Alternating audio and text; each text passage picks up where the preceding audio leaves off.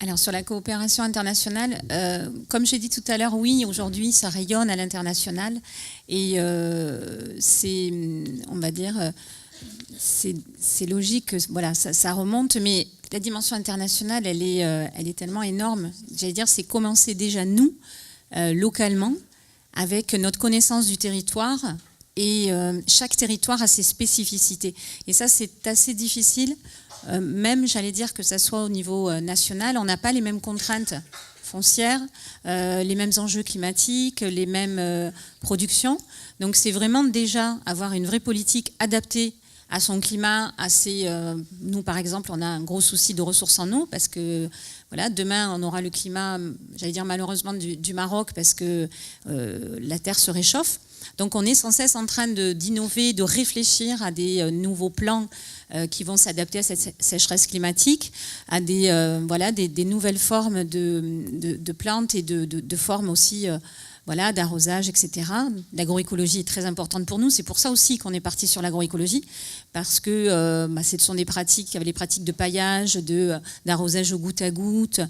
Ça permet justement de moins utiliser l'eau, mais on n'a pas tous les mêmes enjeux et on n'est pas tous aussi au même niveau.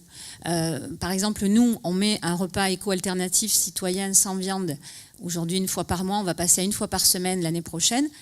Il faut savoir qu'il y a beaucoup, moi quand j'étais à Tel Aviv, il y a des villes du monde qui ne sont pas du tout prêtes à ça, mais c'est culturel.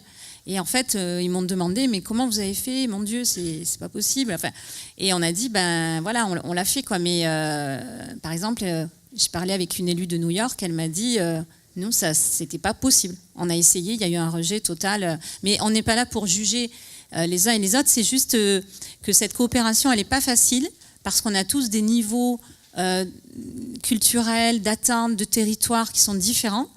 L'essentiel, c'est d'avancer. Moi, j'aime beaucoup ce terme de transition. On n'est pas là pour opposer les systèmes aussi, mais on est là pour aller tous vers une même direction.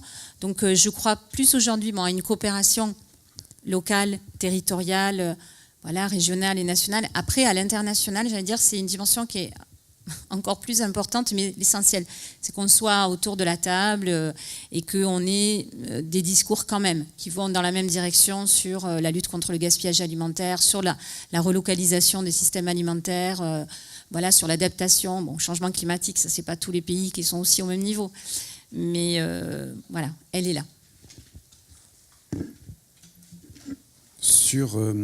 Juste sur la coopération à Albi, on le fait aussi avec Abomey au Bénin, puisqu'on est en coopération avec cette ville, notamment au niveau de l'arrosage et du creusement de puits. On a chaque année des techniciens qui vont sur place, on creuse des puits et puis surtout on met derrière le travail pour l'arrosage enterré, enfin en micro-gouttes et tout ce travail d'approche qui a été fait sur ça.